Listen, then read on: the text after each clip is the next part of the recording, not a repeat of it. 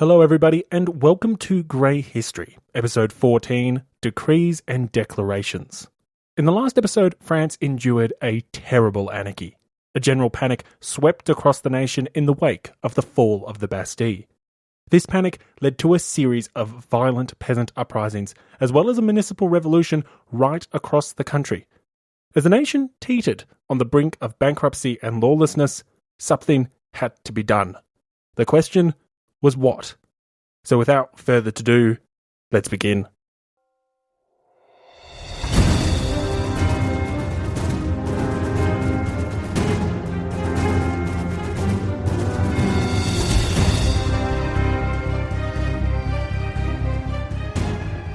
Welcome to Grey History. Episode 14, Decrees and Declarations.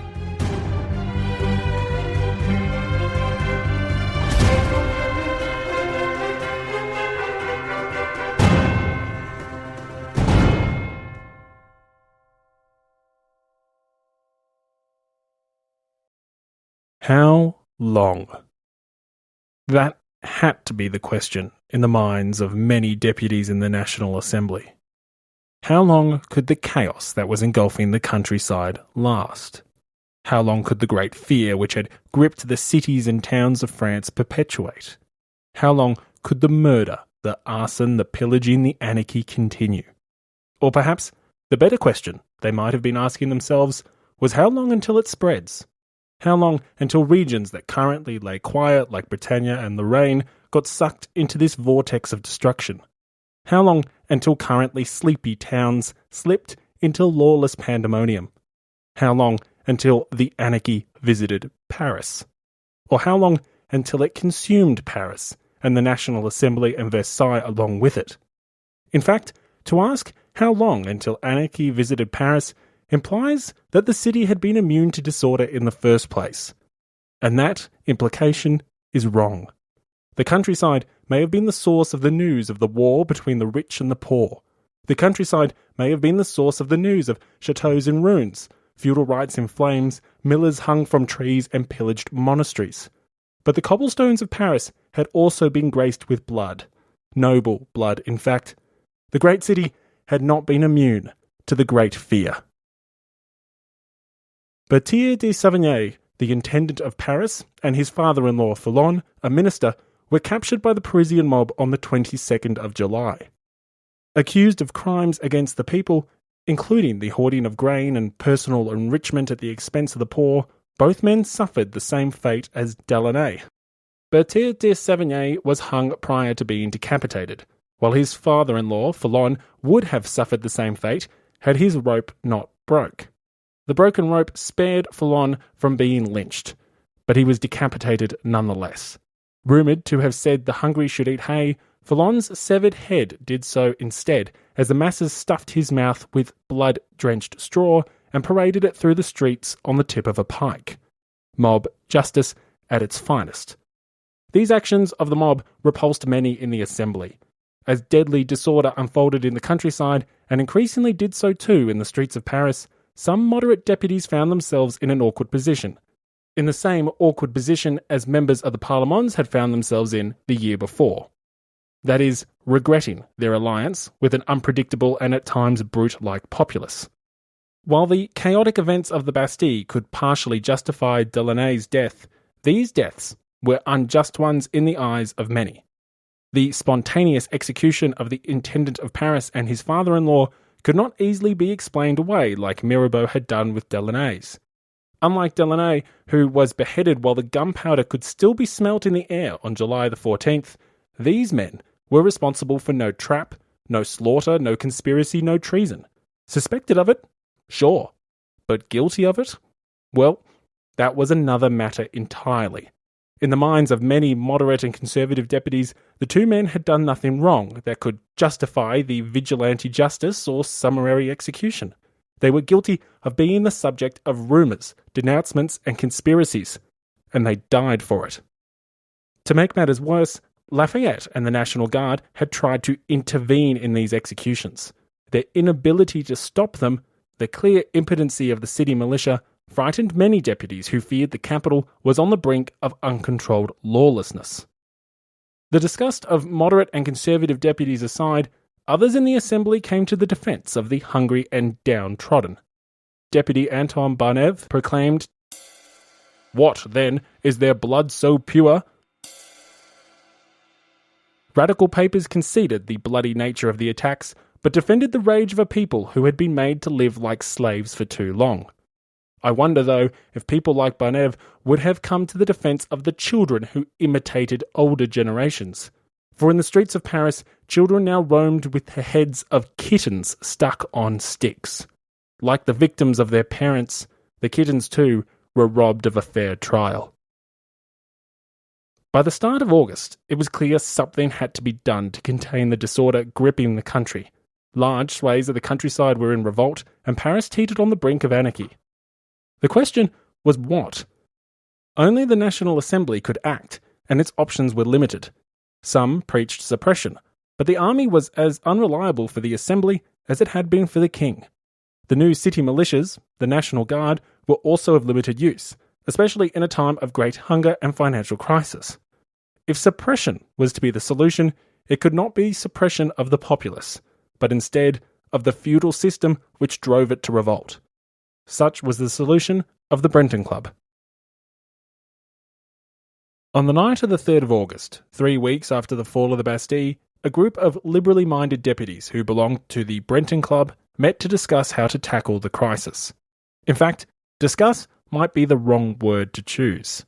Perhaps scheme is a better one. The Brenton Club sought to ambush the National Assembly with a set of radical proposals which would end the Great Fear. Having been instrumental in ensuring the Third Estate refused to verify its deputies separately at the start of the Estates General, the small, democratically minded faction knew how to drive outcomes far beyond its weight in numbers. The plan to end the chaos was simple. Get a starfighter to fire a proton torpedo into a 2-metre wide thermal exhaust port that led directly to the station's power... different rebel faction. The Brenton Club's plan was simple. The second wealthiest man in France, second only to the king, Duc d'Aiguillon, would renounce his feudal rights and privileges. After a few other members of the club followed suit, the idea would be that other deputies would feel compelled to get on the patriotic bandwagon. The goal was to create some sort of snowball effect which would see everyone relinquishing their feudal rights and privileges. With enough privileges renounced, the peasantry's thirst for reform would be quenched, and order would be restored in the provinces. With a plan devised, the Brenton Club made their move on the night of the 4th of August. On the evening of the 4th, with the Assembly being far from full, the Democrats sprung their trap. As with all good schemes, it didn't go quite to plan. The Duc d'Aiguillon did not lead the charge. Instead, Lafayette's brother-in-law, Vicomte de Noailles, eagerly jumped to his feet and was the first to renounce feudal privileges. According to Noailles, the nation floated between the alternatives of a complete destruction of society and a government which would be admired and followed throughout Europe. To avoid complete anarchy, Noailles advocated for equality in taxation, the annulment of feudal dues subject to their redemption, and the abolishment of remnants of personal servitude such as the corvée. A bold policy manifesto, to say the least. Far from being overcome with patriotic passion, however, the Assembly didn't react as planned. Then again, Noailles wasn't the planned instigator of this patriotic snowball either. Noailles owned no lands. He was referred to jokingly as Jean without land, and his self-sacrifice was thus of, well, very little value. But when Duc d'Aiguillon did rise to renounce his claims, the Assembly did take notice. He earned 100,000 livres a year from feudal dues alone, and his self-sacrifice was thus the opposite of Noailles. It was not of little value, it was of astronomical value. The Duke proclaimed, "The people are seeking at last to shake off a yoke that has weighed on them for centuries. And, it must be admitted, this insurrection, despite being blameworthy, can find its excuse in the vexations of which they are victim." As the Assembly observed, awestruck and still digesting this proposal, Le Guen de Carangal sprung to his feet to follow. He proclaimed, "Bring us these titles that outrage humanity itself. requiring men to be tied to a plough like draft animals. Bring us these titles that oblige men to spend the whole night beating swamps to prevent the frogs from disturbing the sleep of their pleasure-loving lords. Which of us, gentlemen, in this century of enlightenment, would not make an expiatory bonfire of these wretched parchments? With these passionate cries, the Brenton Club unleashed the domino effect they were hoping for. In fact, what happened next was something the Brenton Club could only have dreamt of. A patriotic zealotry captured the hearts and minds of the deputies present. Before long, bishops, dukes, lords, all with privileges, rushed to renounce their possessions. They did so as if these possessions were crimes against humanity, as if they were crimes against their fellow Frenchmen. Even better, members started denouncing each other's privileges. The Duc de Châtelet proposed the abolition of the church's tithe, while the Bishop of Chartres proposed abolishing the exclusive hunting rights of the nobility.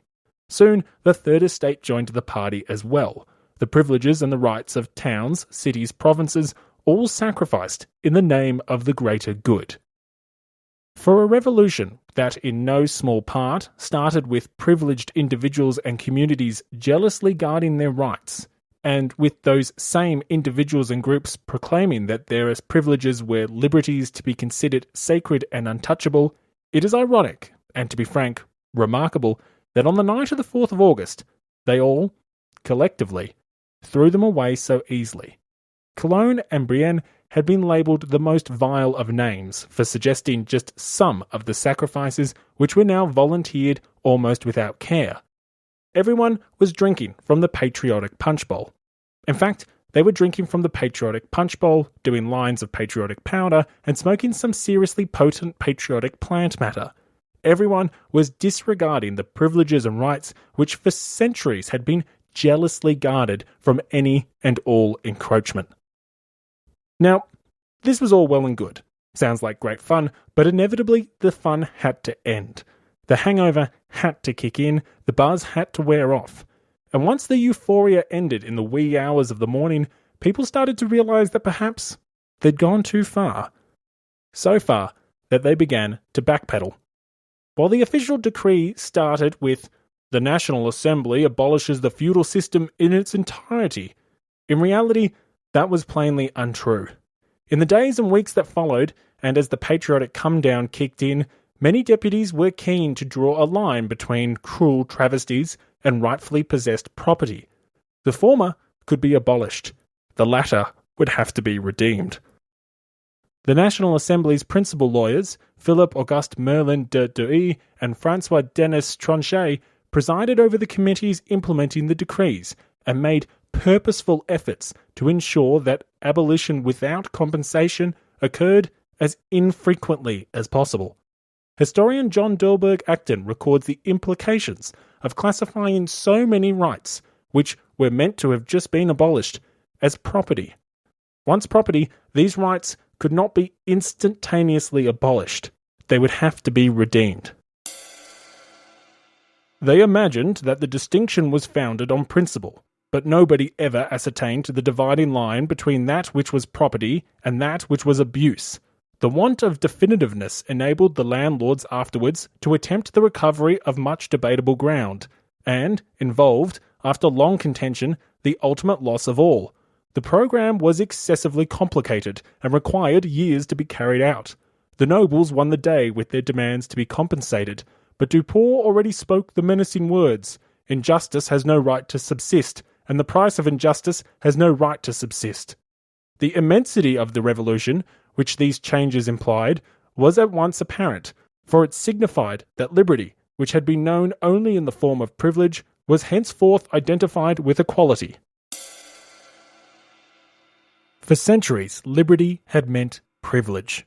When the nobility protected their liberties, they were defending their privileges. When the towns and provinces protected their liberties, they were defending their privileges. After the 4th of August, according to historian John Delberg Acton, liberty had been redefined to mean equality instead of privilege. However, privilege had been redefined as well. As the weeks passed, the reactionary elements of the Assembly successfully redefined privileges and feudal rights as property in many cases. Once property, the owners could demand compensation for their relinquishment. Thus, in the end, while much may have been abolished, many feudal privileges remained in place. What was abolished included inequality in taxation, inequality before the law, venality of office, and unequal access to office, all examples of personal servitude, hunting rights, and the tithe. What stayed, however, were many feudal rights until they could be bought back by the peasantry, and that act was impractical for some and impossible for most, given the current economic conditions in the countryside. I mean, how many peasants had the spare cash lying around to buy themselves out of these obligations? Unsurprisingly, not many. Poor, penniless peasants isn't just great alliteration, it was a fact. As a result, the peasants would have to wait for more radical revolutionary governments to be truly free from their obligations. But many simply ignored them in the meantime. It's this impractical and unworkable nature of the reforms that rises the disapproval of historian Robert Johnson. Johnson criticises not only the impracticality of the declaration, but states that, contrary to their goal of controlling chaos in the countryside, the reforms merely fueled it. Now all this was generous and admirable. It forms one of the most generous and admirable pages in history. It was even more. It was the emphatic and right declaration that privilege and class distinction was the root of all the evils of the old system and had been condemned by the French nation.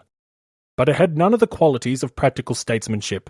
It did not tend to decrease disorder, but the contrary, and for the moment, with reform advancing so prosperously, order was the first consideration.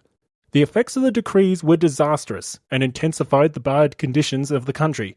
The woodlands were immediately invaded by armies of timber and fuel cutters. Game was killed off. The poor country priest found his salary gone. The gabelle itself was disregarded. Local justice came to an end. And so the government, with all its extra load, found the already failing revenue almost entirely cut off. The peasants and people of France interpreted the decrees after their fashion, refused to pay taxes, and abused the surrendered privileges.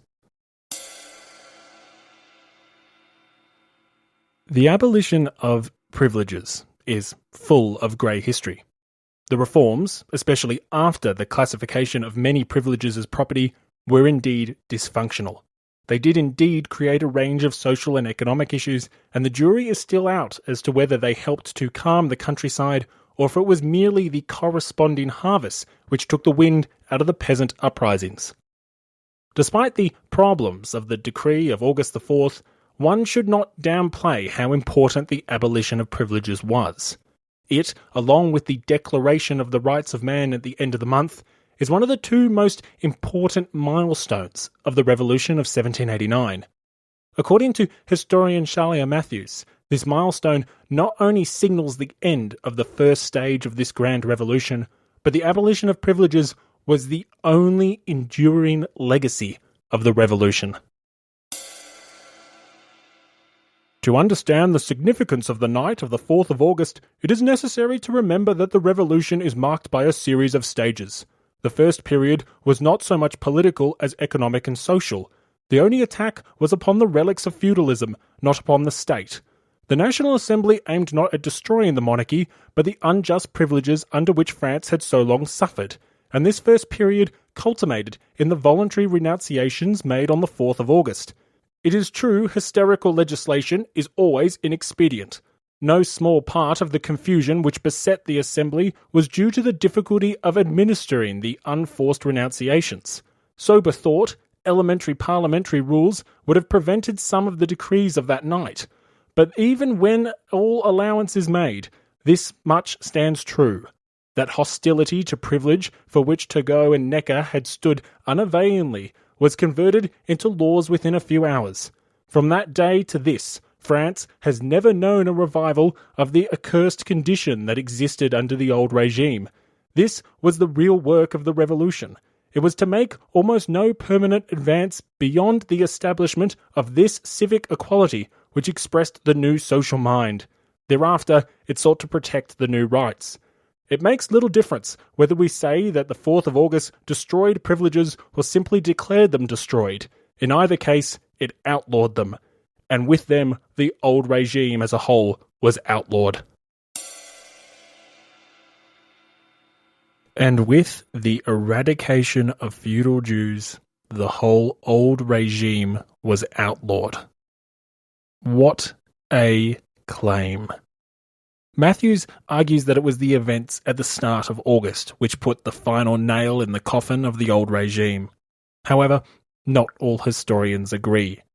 For other historians, it was actually a declaration at the end of August that acted as the old regime's true obituary. The abolition of privileges was just the first of many great legislative achievements of the National Assembly over the summer of 1789. It was also just one of many great legislative debates. On the 26th of August, the National Assembly made another historic declaration, a declaration which would be emulated by societies around the world for centuries to come. It's this declaration which some historians believe truly represents the complete and final banishment of old regime France. The document I refer to is the Declaration of the Rights of Man. But before we examine the Declaration of the Rights of Man and the legislative debates which surround it and other key decisions, let us first cover how it came to be. To do so, it's time to introduce, more formally, the Marquis de Lafayette. Aged 31 at the time of the Revolution, Lafayette was the hero of two worlds. Tall for the era at 5'9" or 175 centimetres, Lafayette didn't exactly have the look of a French superstar. He had a long nose, large eyes and a small mouth, and wasn't regarded as handsome by his contemporaries. Luckily for Lafayette, he was a military man, not a model. Lafayette was known to the public before he became the commander of the National Guard of Paris because of his deeds in the American Revolutionary War. Initially, he fought with distinction in the Continental Army, having sailed to America against the King's wishes at his own expense to fight the British, despite not even being 20 years of age. Gaining the admiration of George Washington, Lafayette's military skills saw him rapidly rise through the ranks. In early 1779, he was instrumental in securing further support for the American war effort from the French government. The King agreed to send additional troops, ships, and supplies to more directly assist the Americans in their rebellion. 2 years later, he helped to trap the British in Yorktown, the last major battle of the Revolutionary War. The subsequent surrender of the British propelled Lafayette to the status of hero, both at home and in the United States. Hence, his famous title, the Hero of Two Worlds. During his time across the Atlantic, Lafayette became friends with many American revolutionaries, including George Washington himself. The two would establish a father-son-like relationship, probably aided by the fact that Lafayette was an orphan. The two were so close that Lafayette would name his own son George Washington. Yes, that's how close they were. Having returned to France, Lafayette advocated some of the ideas propagated by the American revolutionaries. He advocated religious toleration and the abolishment of slavery, and was influential in leading intellectual discussions amongst members of the liberal nobility and intelligentsia. A Republican in the closet, Lafayette still supported the existence of the king and constitutional monarchy. While some of his ideas were radical, he was not a radical himself, especially when it came to methods. For example, when the Estates General was deadlocked, Lafayette refused to break away from the Second Estate. He supported the National Assembly, but he would only join the National Assembly after the King ordered the First and Second Orders to join with the Commons. In the aftermath of the fall of the Bastille, Lafayette was elected commander of the National Guard of Paris. This position, combined with his fame from the Revolutionary War and his prominence in intellectual circles, enabled Lafayette to become one of the most important players of the Revolution in its first few years. On the 11th of July, 1789, Lafayette submitted to the Assembly a draft Declaration of the Rights of Man. Unsurprisingly, given his close relationship with George Washington and the American Revolution, the document was heavily influenced by the founding ideas across the Atlantic. Thomas Jefferson, the American ambassador at the time, even helped Lafayette write much of the draft. But the 11th of July was not the best day to submit any document about, well, pretty much any topic. The 11th was the same day of Necker's dismissal, which of course resulted in the fall of the Bastille a few days later. Understandably, it took some time for the Assembly to focus its attention back on the Declaration. By the time it did, after the abolition of privileges, opinions on both the document's necessity and contents were varied. Just as the Parlement had split into conservative and radical factions once an Estates General was called, the National Assembly was beginning to split into factions now that its existence had been guaranteed. The spectre of royal coup was no longer present, and thus unity within the Assembly began to deteriorate. Solidarity, once essential to achieving one's goals, now became a hindrance. Now that the National Assembly's permanence was guaranteed, so was its division. Division which began to surface as debate commenced over the need for, and the contents of, a Declaration of Rights. For Lafayette and other Democrats, the need of a Declaration of Rights was clear. According to historian Charles Hazen, Lafayette urged two chief reasons for its adoption. First, it would present the people with a clear conception of the elements of liberty which, once understanding, they would insist upon possessing, and, secondly, it would be an invaluable guide for the Assembly in its work of elaborating the Constitution. Besides Lafayette, others too backed a declaration, but shied away from following America's example. Mirabeau disliked the American tendency to craft declarations outside the public eye, and Condorcet, a well-regarded mathematician turned political activist, resented Virginia's Bill of Rights for insisting the public support churches and religion. Mirabeau and Sieyès leaned towards more grander and loftier ideals than Lafayette, with notions of sovereignty not resting with the people as much as the concept of the general will. Other French Democrats, including more radical Vaumet and Brissot, differed with Lafayette on what should be in the document, but all of them believed that such a Declaration of Rights should occur. The Assembly wasn't necessarily behind them. Many questioned why a declaration could not be drafted at the same time as the Constitution, to prevent contradictions, while others detested the abstract ideas of equality and liberty being considered natural rights. For some, no declaration was preferable, while others sought to emulate the English Bill of Rights, which lacked the metaphysical and abstract ideas being propagated by Sieyès and Mirabeau.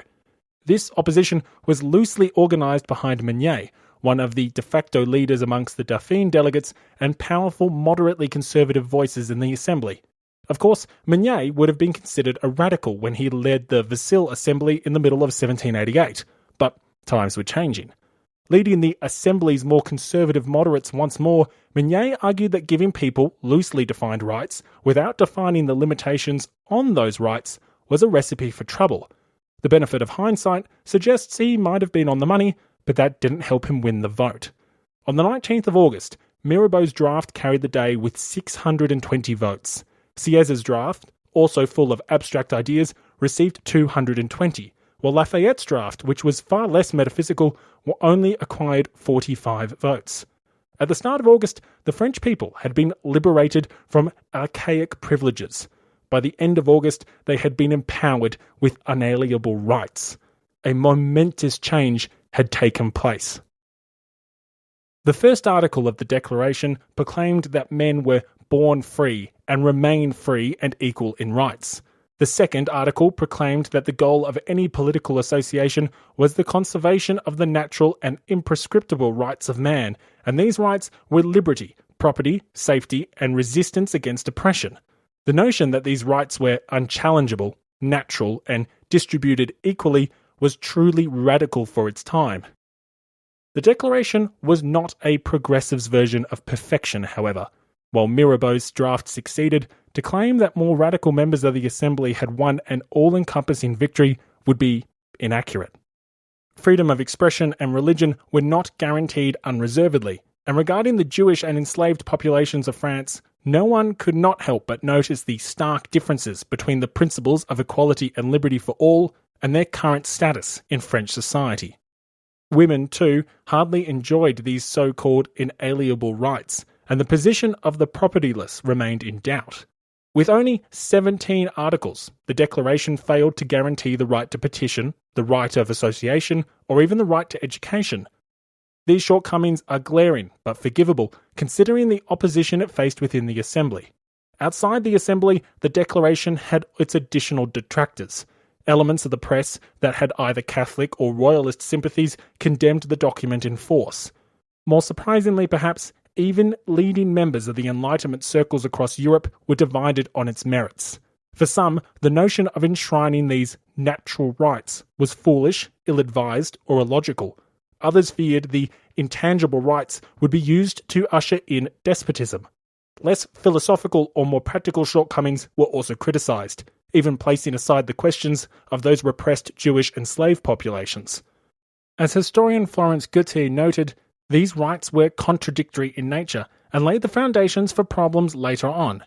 If someone, for example, had the right to own property, they had the right to buy and hoard grain as well. But hoarding grain could starve the local populace, infringing on their right to liberty. How to manage these conflicting natural rights was of course not defined, since they were meant to be inalienable. How do you tackle inalienable rights, which are alienating each other? This problem would result in just the kind of conflict that the moderates feared when one defines rights without limitations. But to describe the document as so flawed that its authors should be ashamed would be an exaggeration. In my opinion, the revolutionaries deserve praise for a truly radical document which has helped to inspire democratic states for the past 200 years.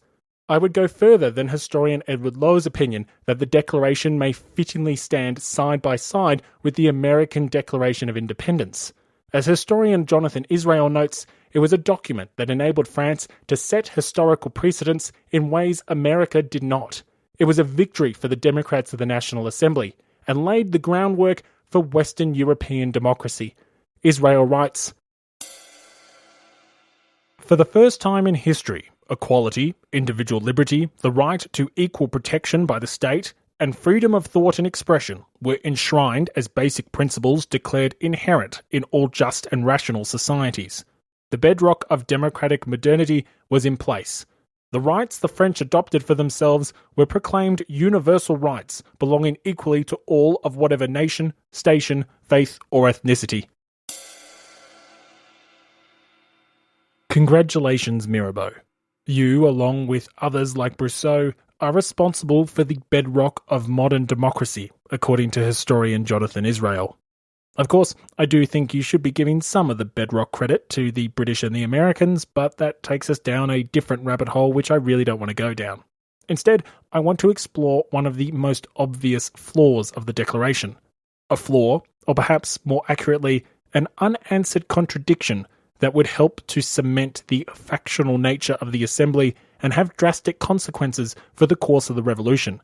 An unanswered contradiction that takes us to the final great legislative debates of the summer of 1789. Article 3 of the Declaration of the Rights of Man stated the principle of any sovereignty resides essentially in the nation. Article 6, however, proclaimed that the law is the expression of the general will. This led to some obvious questions. If sovereignty resided with the nation, what do you do with the king, who, for the last several hundred years, has had sovereignty residing with him? Furthermore, if law is the expression of the general will, how do you define that will? Who gets to contribute to that general will? What if the general will is ill-informed or inconsistent? What if the king's will, who in the eyes of some still holds sovereignty, disagrees with that general will? It's these sort of questions which create the last great legislative debates of the summer of 1789. The debates get boiled down to two key questions. How should the legislature be constituted, and what sort of veto should the king possess? Now, in a sense, we shouldn't really be surprised that these issues are going to be, well, controversial. These are issues, after all, which we still haven't agreed upon today, despite hundreds of years of continuous democracy in many Western countries. If I had $1 for every time someone told me that President Donald Trump didn't win the popular vote in 2016, well, I'd be richer than I am now. But the fact that he didn't win the popular vote is, get ready for it, irrelevant.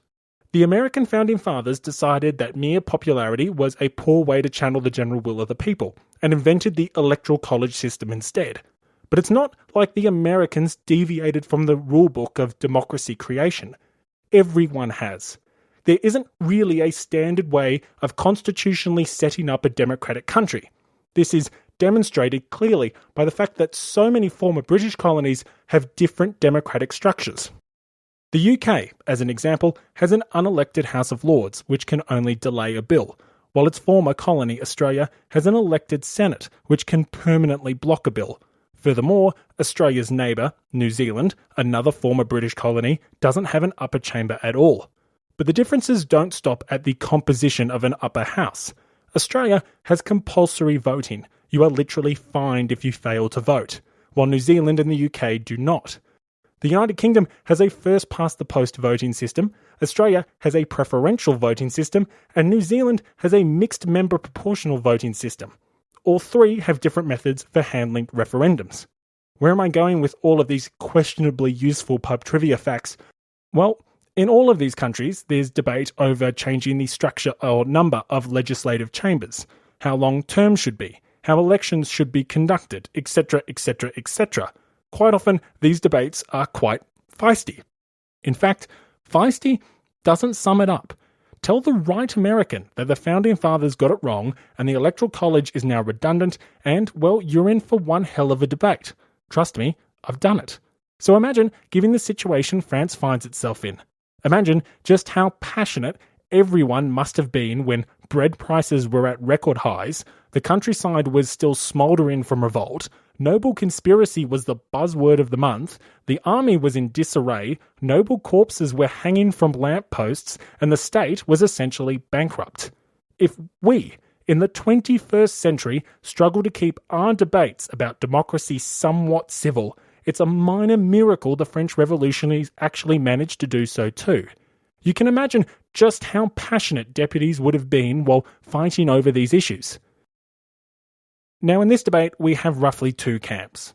In the red corner were the constitutional monarchists led by Mignet, named everything from the monarchals to the moderates, from the Anglo-maniacs to the Parti Anglaise.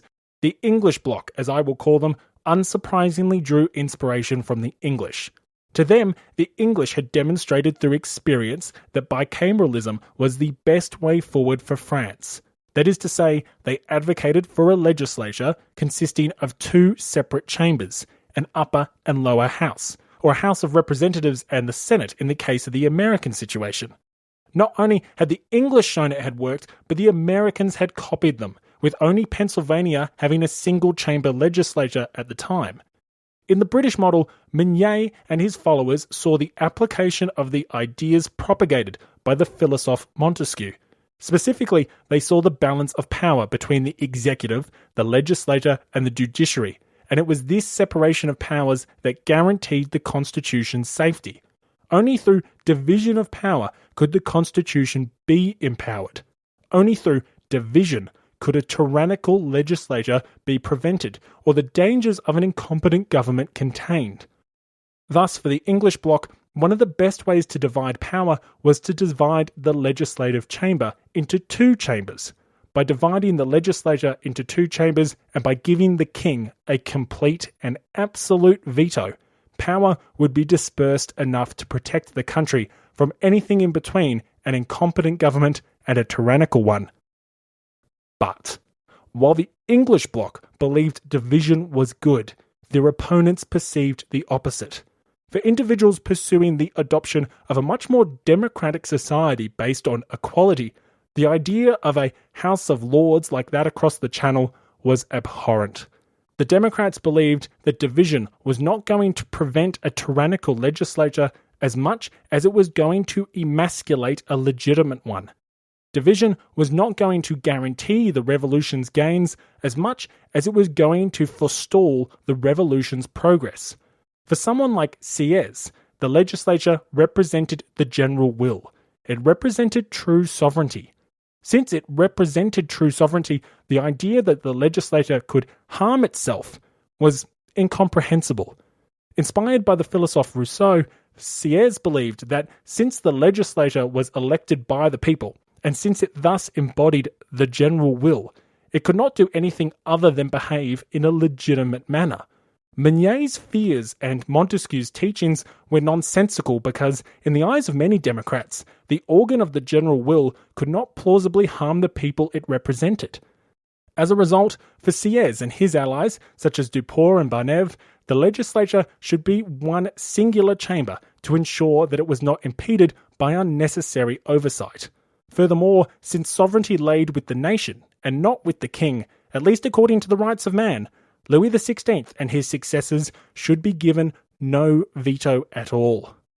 Diverting our attention momentarily from this specific debate to the impact of the Enlightenment on the French Revolution, it's this position of Sieyès and other radical Democrats, one of royal emasculation and legislature empowerment, that leads historian Jonathan Israel to state that years before France became a republic, the French legislature was already being controlled by closet Republicans.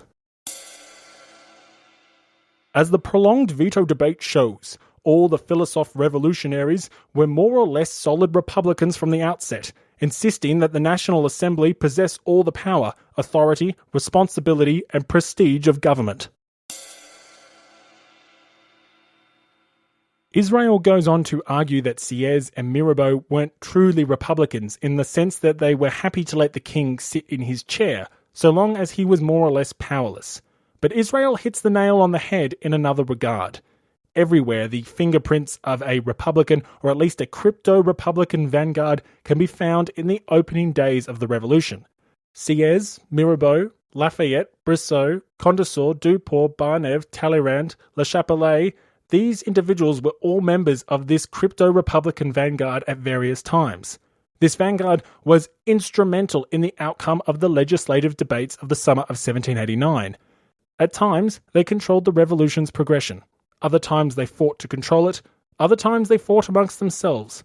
But consistently, these individuals can be found throughout the events of 1788 and 1789.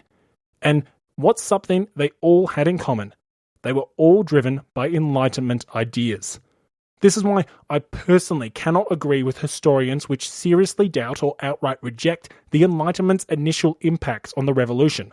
Historian John Boscher is appropriate in saying that one should avoid assuming that the French Revolution must somehow be thought out in the terms of the Enlightenment simply because it immediately preceded it.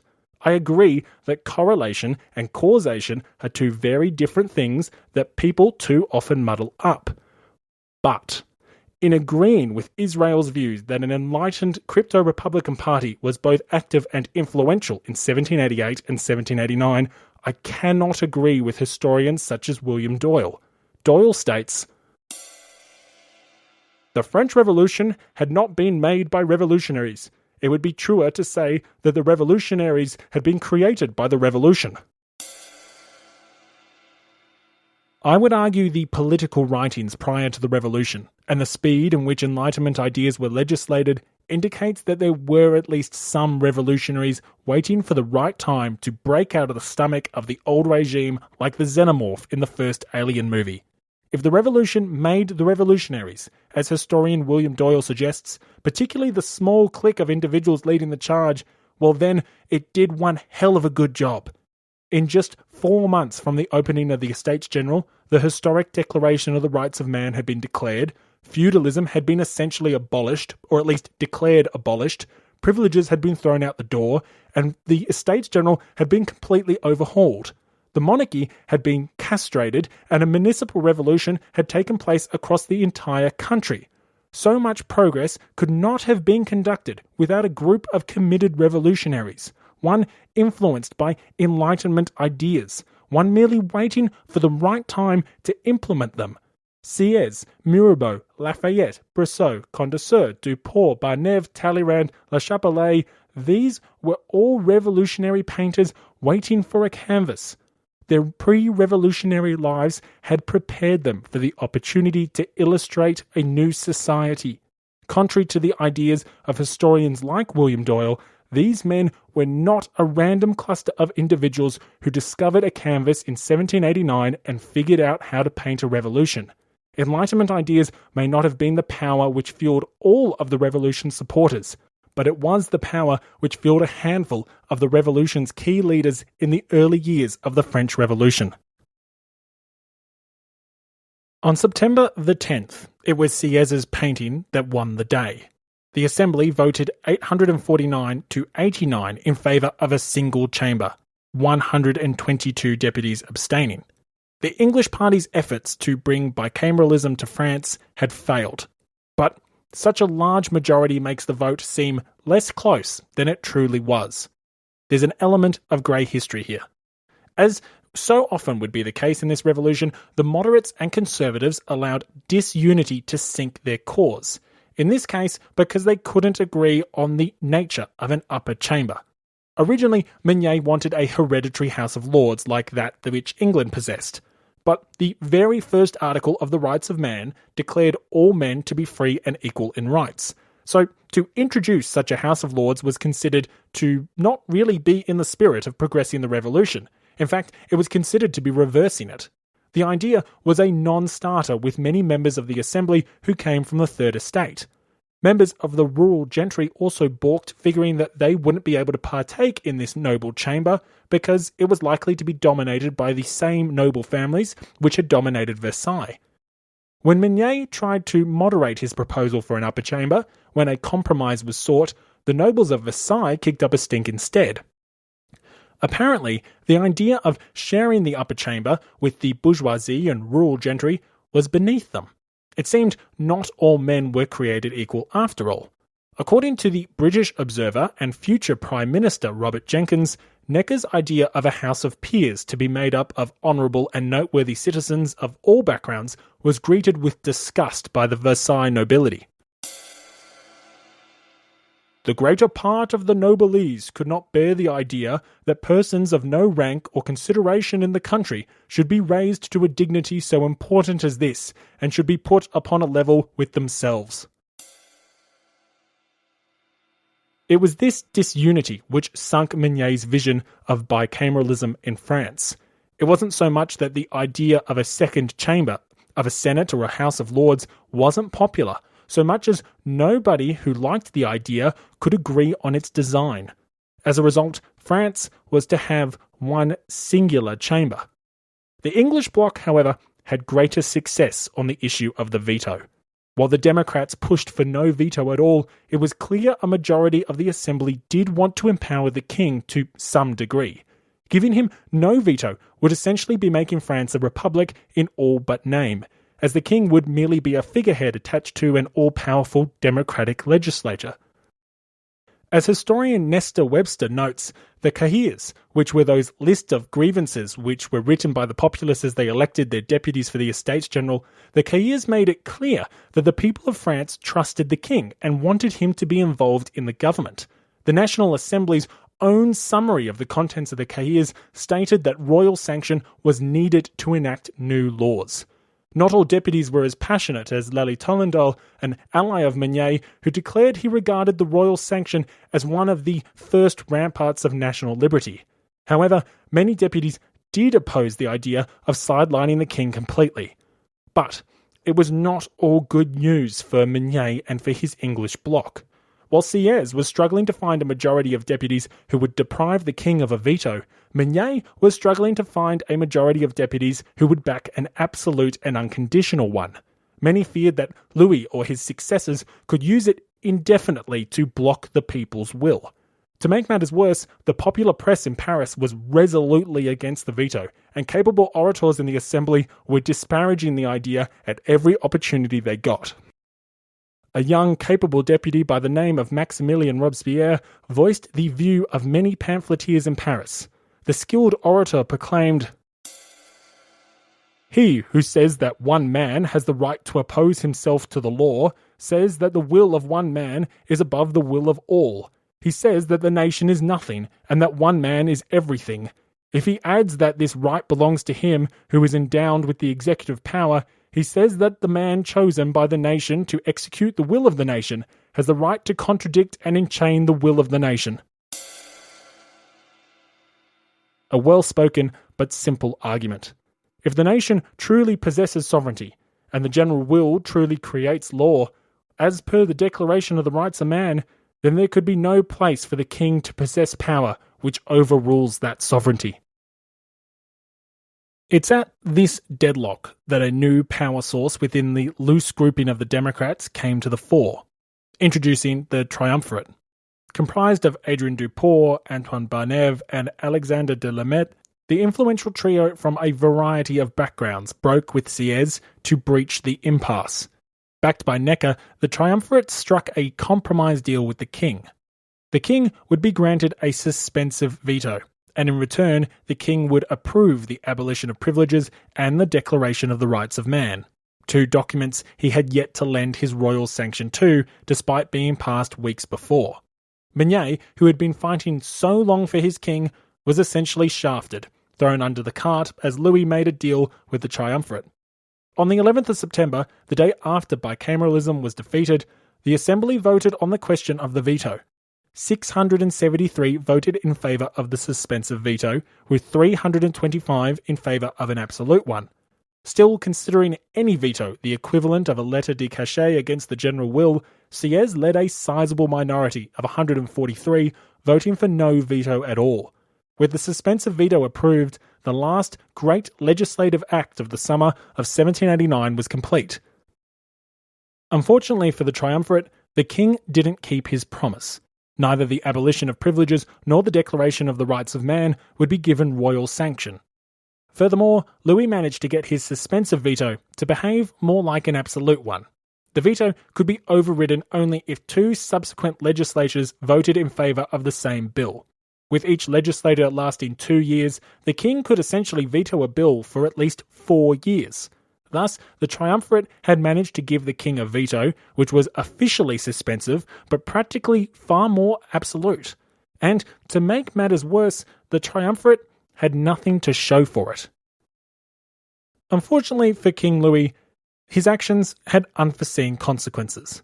The strengthening of the court's position was interpreted as the harbinger of another counter-revolutionary plot. Louis's refusal to ratify the Declaration of the Rights of Man signalled to some a brewing counter-revolutionary noble conspiracy. As a result, the people of Paris would once again intervene in the revolution, and once again there would be blood. We have reached the October days. We have arrived at the days of the market women. Thank you for listening to episode 14, Decrees and Declarations. The Great Fear gave way to great achievements. These great achievements, however, would be followed by a great revolt. The revolt of the market women of Paris. Now before you go, if you have any questions or queries about this episode or others, please do send them through to either greyhistory.com or our Facebook page. Also, as always, if you've enjoyed the show, please do tell someone who you think would appreciate a podcast which explores the ambiguities of history. I need your help in getting grey history out there to people like you and me who enjoy the fact that history isn't black and white. As always, thank you for listening and have a great day.